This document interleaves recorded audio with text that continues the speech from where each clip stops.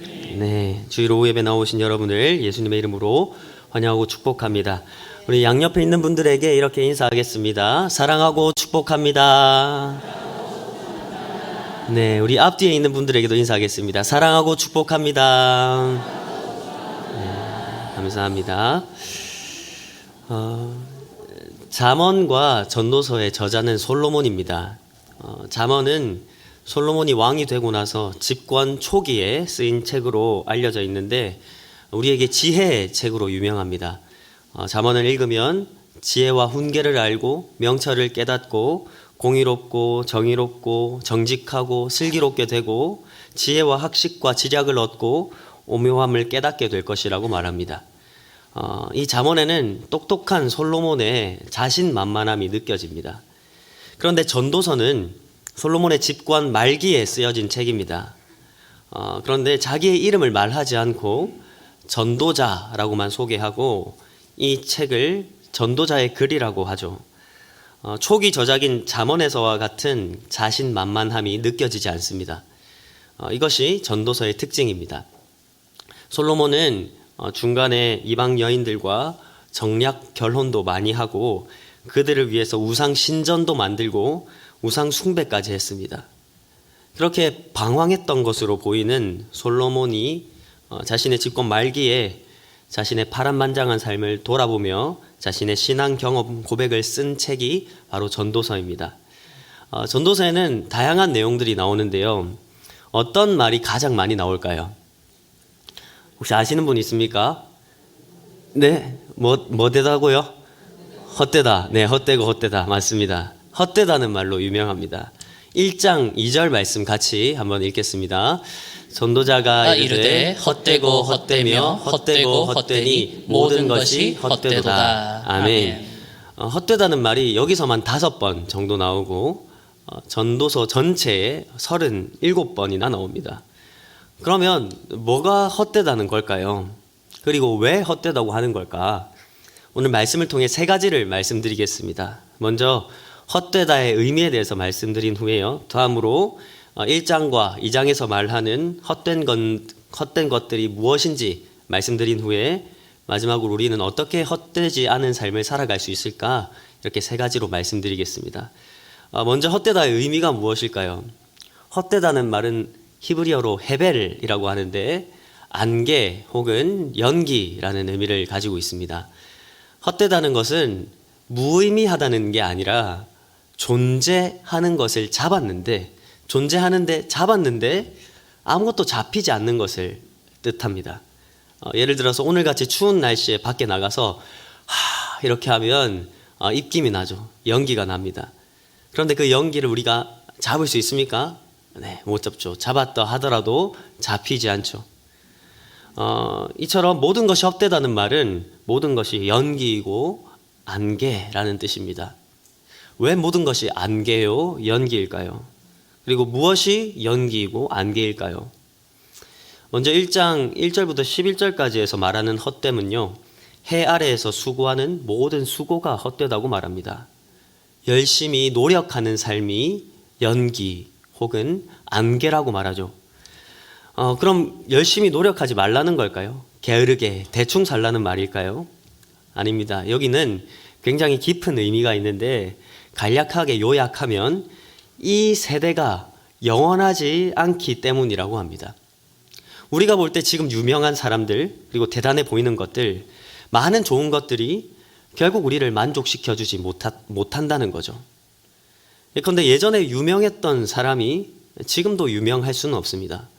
우리 주일학교 친구들 지금 유명한 아이돌 뉴진스, 르세라핌 영원할까요?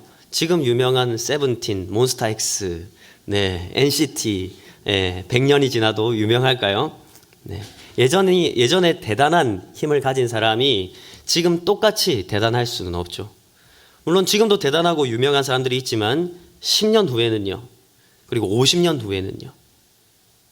더 나아가서 100년, 300년, 500년 후에는 똑같이 대단할까요? 사람들에게서 잊혀질 겁니다. 또 다른 예로 새로운 영화가 나오면 재밌죠. 그런데 그 똑같은 영화를 2번, 3번, 4번 보면 어떨까요? 처음 볼 때 그 재미가 반감될 겁니다. 새로운 제품이 나와도 우리가 그것을 사면 기쁘지만 조금만 지나면 또 최신 기기들이 나옵니다. 이런 흥분과 기쁨과 만족들은 시간이 지나면 다 사그라들더라는 것입니다. 이 전도자는 무슨 얘기를 하고 싶은 걸까요? 해 아래에서의 삶이 헛되다는 겁니다. 우리 삶이 헛되다는 게 아닙니다. 우리가 살아갈 때 해 아래에서의 삶, 지금 이 땅에서의 삶만 생각하면 허무하고 헛될 것이라는 거죠. 궁극적으로 허무할 것이다 라고 말씀하는 겁니다. 이어서 1장 12절부터 18절까지는 지혜를 쌓는 것이 헛되다 라고 말합니다. 솔로몬은 굉장히 지혜로운 사람이었습니다. 열왕기상 4장을 보면 솔로몬의 지혜가 어떠했는지 자세히 나와 있는데요.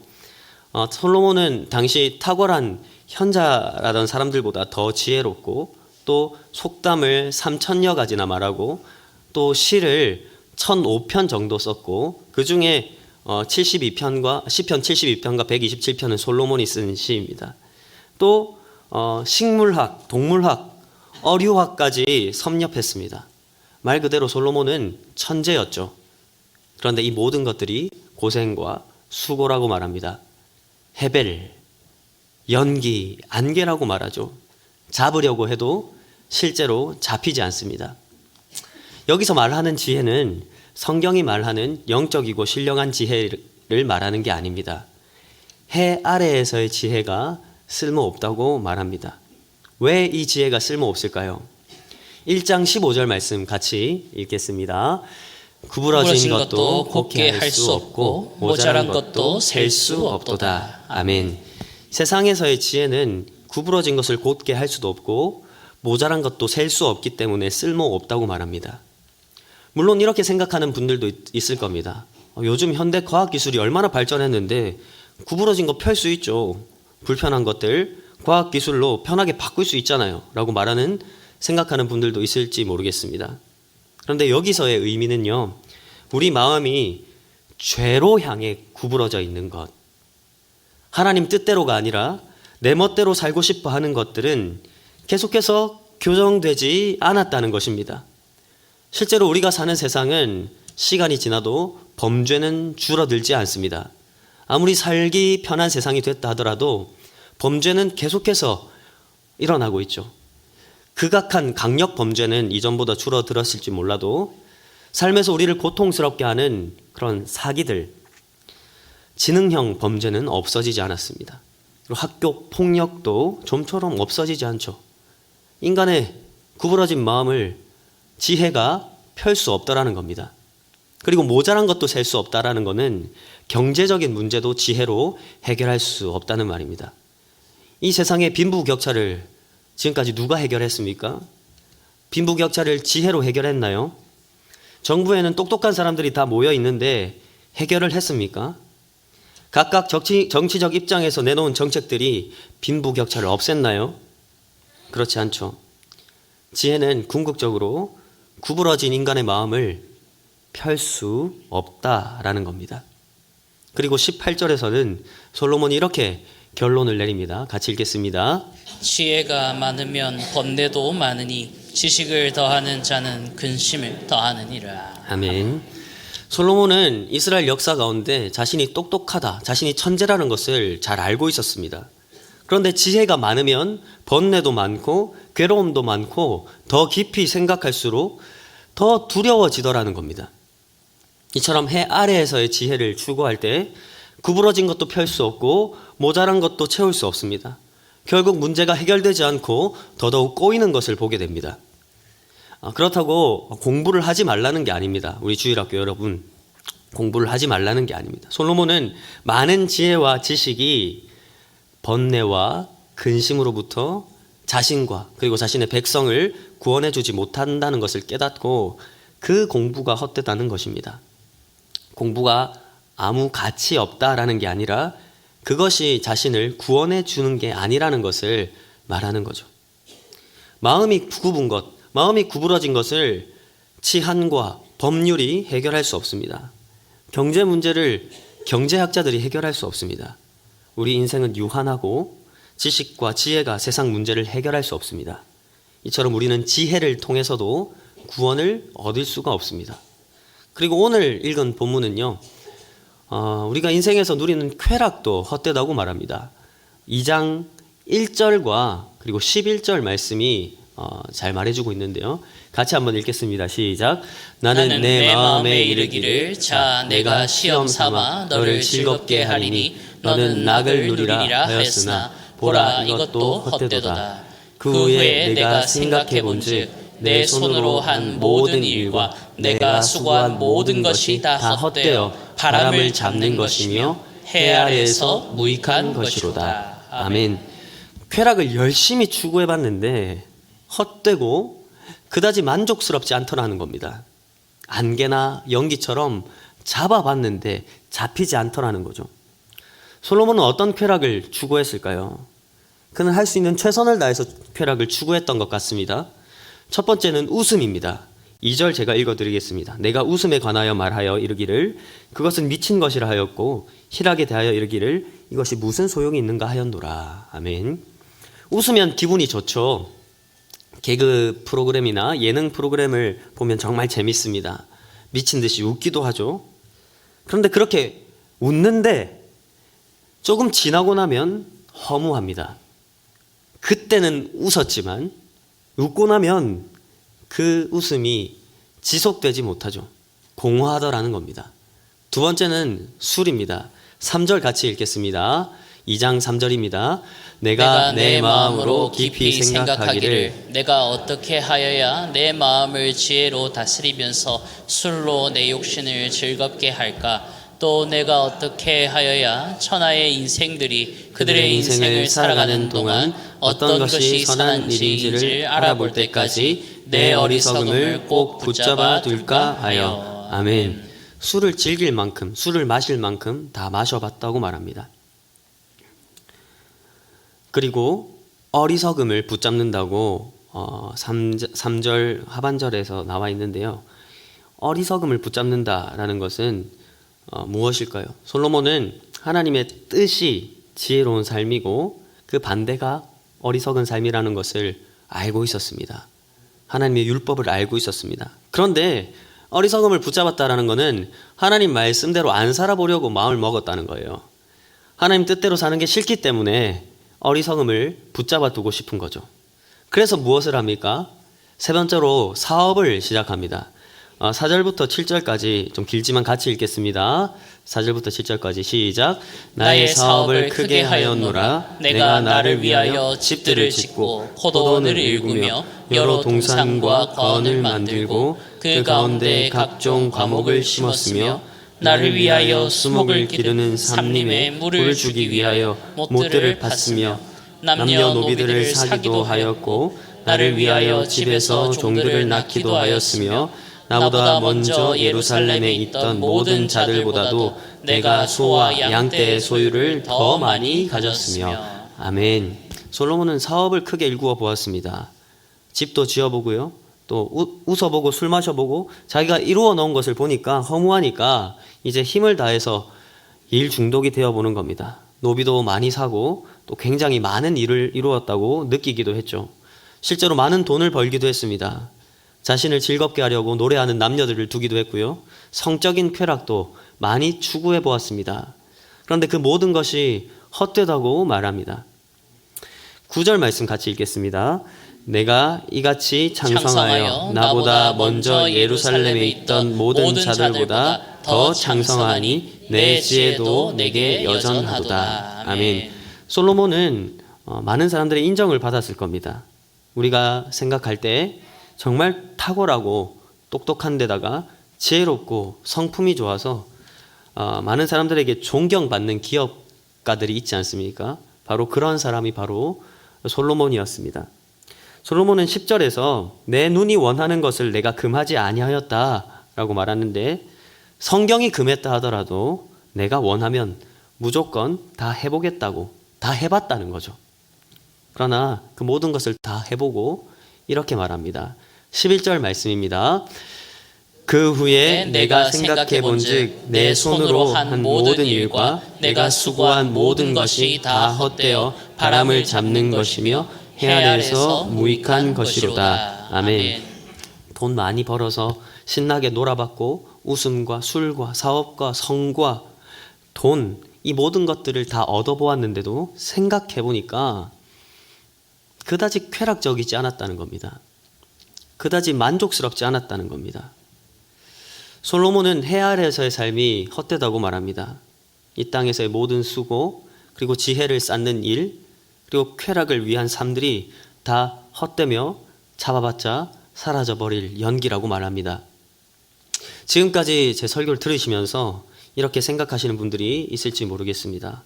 모든 것이 헛되면 그럼 어쩌라는 건가요? 삶을 포기하라는 건가요? 열심히 살지 말라는 건가요? 우리가 이 땅에서 살아가는 삶이 헛되다면 나는 왜 살아야 하죠? 이렇게 부정적으로 들리는 전도서의 메시지에는 사실 긍정적인 목적이 있습니다. 그것은 타락한 세상에서 맛보는 삶의 좌절과 허무함을 통해서 우리를 궁극적으로 예수 그리스도께로 인도하고자 하는 겁니다. 그럼 우리가 어떻게 헛되지 않은 삶을 살아갈 수 있을까요? 전도서 2장 1절에 가장 많이 나오는 단어가 바로 나입니다. 나, 내가, 나 이런 말이 굉장히 자주 나오고요. 두 번 나오는 너라는 말도 결국 자신을 말하는 것이니까 1절에 나라는 말이 5번 나오는 셈입니다. 솔로몬은 이렇게 말하는 겁니다. 내가 내 중심적으로 이기적으로 살아볼 거야. 남들 위해서 살지 않을 거고 남들 섬기지 않을 거고 남들 이용해 먹을 거고 물질적으로도 성적으로도 다른 사람을 이용할 거야 라고 살았다는 겁니다. 그런데 성경은요, 나 중심의 삶에서 하나님 중심의 삶으로 돌이키라고 말씀합니다. 전도서의 결론이 그것을 명확하게 우리에게 알려주는데요. 전도서 12장 13절 14절 말씀 같이 읽겠습니다. 이래 결국을 다 들었으니 하나님을 경외하고 그의 명령들을 지킬지 어디 이것이 모든 사람의 본분이니라. 하나님은 모든 행위와 모든 은밀한 일을 선악간에 심판하시리라. 아멘.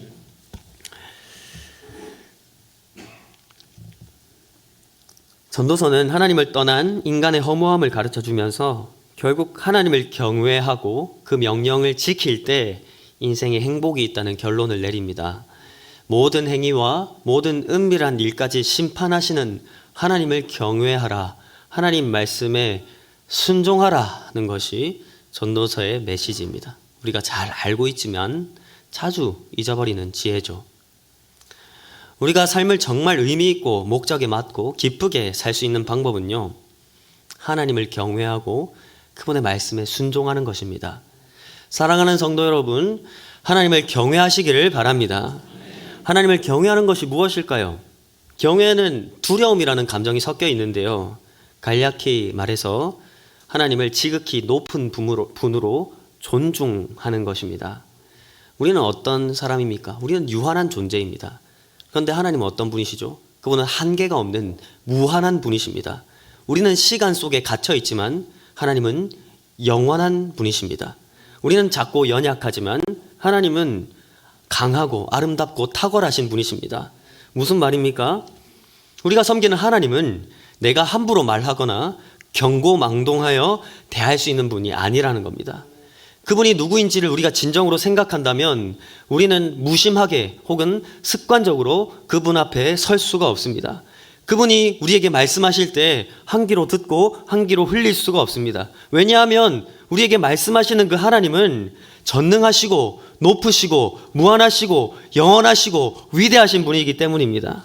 우리가 그분을 경외한다는 것은 그분이 우리에게 말씀하실 때에 우리가 그분의 말씀을 존중하고 그분의 말씀에 순종하는 것입니다. 그런데 하나님은 눈에 안 보이기 때문에 우리는 그분의 말씀보다는 해 아래에서의 삶에 더 마음을 쏟을 때가 많습니다. 이 땅에서의 삶만 생각하고 걱정합니다.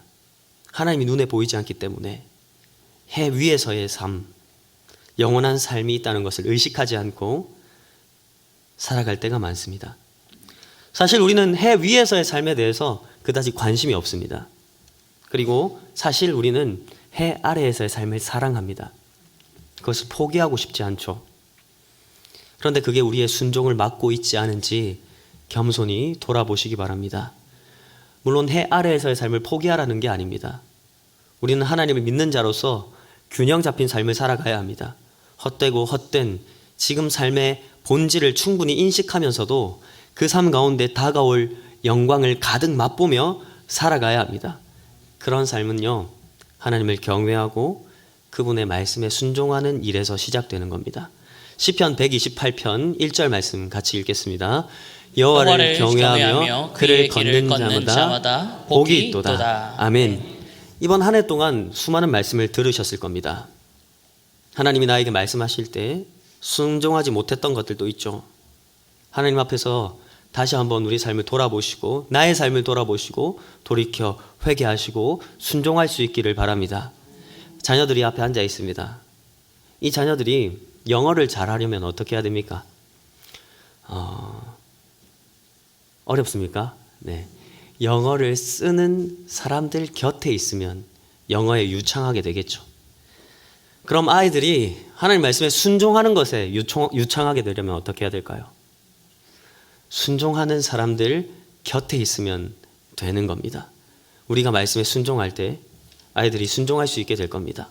우리 교회가 순종에 유창해지는 교회가 될 때 많은 사람들이 이 교회를 통해서 하나님을 경외하고 순종하며 그분께 돌아오게 될 것입니다. 그런 삶을 살아가는 저와 여러분이 되기를 예수님의 이름으로 축복합니다. 아멘. 한 가지만 더 생각하겠습니다. 우리는 순종해야 되는 건 압니다. 그런데 사실 순종할 용기가 잘 생기지 않죠. 예를 들어 말씀드리겠습니다. 제 얘기인데요. 저번 주 초등부, 중고등부, 청년부가 새벽성을 여러 군데 돌았습니다. 경찰서와 소방서, 믿지 않는 사람들 앞에서 예수 그리스도의 오심을 알리고 찬양했죠. 그런데 새벽송을 앞두고 계속 마음에 부담이 있었습니다. 교회 안에서 설교단에서 예수님에 대해서 말하는 것은 자유롭게 하는데 교회 밖에서 예수님을 말하는 게 부담스러운 겁니다. 순간 제 마음에 내가 예수님을 부끄러워하고 있구나 하는 것을 느꼈습니다. 난 교회 안에서만 목사구나. 내가 예수님 별로 사랑하지 않구나. 난 여전히 예수님보다 더 중요한 게 많구나. 내 평판과 내 자아가 더 중요하거나 내가 예수님을 별로 소중하게 생각하지 않구나. 순종은커녕 예수님을 사랑하지 않는 저의 모습을 발견하게 되었습니다.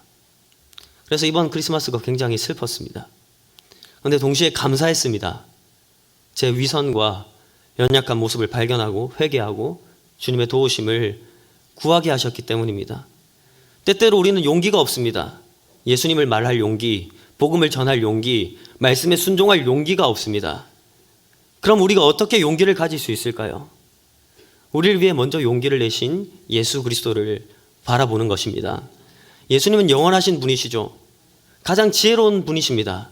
가장 행복하신 행복의 근원이십니다. 그분이 이 땅의 사람이 되셔서 이 땅에 오셨고 아기가 되셔서 사람의 삶을 사셨습니다. 그리고 해 아래에서 사시면서 해 위에서의 삶을 사는 것을 직접 보여주셨죠. 그분은 누구보다 하나님을 경외하는 분이셨습니다. 우리는 때때로 마지못해 순종하지만 예수님은 하나님을 사랑하는 마음으로 즐겁고 기쁘게 순종하셨습니다. 그리고 하나님은 이렇게 약속하셨습니다. 그런즉 마태복음 6장 33절입니다. 같이 읽겠습니다. 그런즉 너희는 먼저 그의 나라와 그의 의를 구하라. 그리하면 이 모든 것을 너희에게 더하시리라. 아멘. 먼저 그의 나라와 그의 의를 구하는 것은 해 위의 삶이죠. 해 위의 삶을 추구하면 해 아래에서 필요한 모든 것을 공급해 주시겠다는 약속의 말씀입니다. 그런데 예수님은 이 땅에서 해 위의 삶을 사셨으나 이 모든 것들을 너에게 더하시리라 라는 이 약속의 축복의 그 복을 받지 못하셨습니다. 앞서 시편 128편에서 여호와를 경외하고 그의 길을 걷는 자에게 복이 있다고 했는데 예수님은 하나님 모든 말씀에 순종하셨음에도 복을 받지 못하고 도리어 저주를 받으신 유일한 분이십니다. 예수 그리스도께서 왜 그렇게 되셨습니까? 왜 하나님 모든 말씀에 순종하셨음에도 불구하고 복을 받지 못하고 왜 저주를 받으셨습니까? 우리를 사랑하시기 위해서요. 우리를 하나님 자녀로 삼기 위해서요. 해 아래에서의 삶만 고민하다가 괴로워하면서 걱정하고 염려하며 죽을 수밖에 없던 우리를 위해서, 우리를 해 위로 천국으로 인도하시기 위해서, 그리고 이 땅 가운데서 영혼을 소망하고 맛보며 살아가게 하시기 위해서 그분이 하늘 보좌를 버리고 이 땅에 내려오셔서 순종하셨음에도 불구하고 저주받으시고 십자가에서 죽으셨습니다. 그리고 3일 만에 부활하셨죠. 때때로 우리는 주님을 부끄러워합니다. 하지만 우리 주님은 우리를 부끄러워한 적이 한 번도 없습니다. 예수님은 우리를 사랑하십니다. 예수님은 우리를 정죄하지 않으십니다. 우리를 그분의 보혈로 깨끗이 씻어주시고 용서해 주시고 다시 받아들여 주십니다. 오히려 예수님은, 우리는 예수님을 부끄러워할 때가 있지만 오히려 예수님은 우리 때문에 벌거벗겨지셨고 우리의 수치를 가려주시려고 그분의 옷을 내어주셨고 우리를 살리시려고 그분의 생명을 주셨습니다. 사랑하는 성도 여러분, 눈을 들어 예수 그리스도를 바라보시기 바랍니다. 그분의 사랑을 경험하시기를 바랍니다. 해 위의 삶을 사모하시기를 바랍니다. 그분을 위해 사시기 바랍니다. 그분이 채우십니다. 주 안에서 만족하는 영광스러운 해 위의 삶을 사시기를 예수님의 이름으로 축복합니다. 아멘.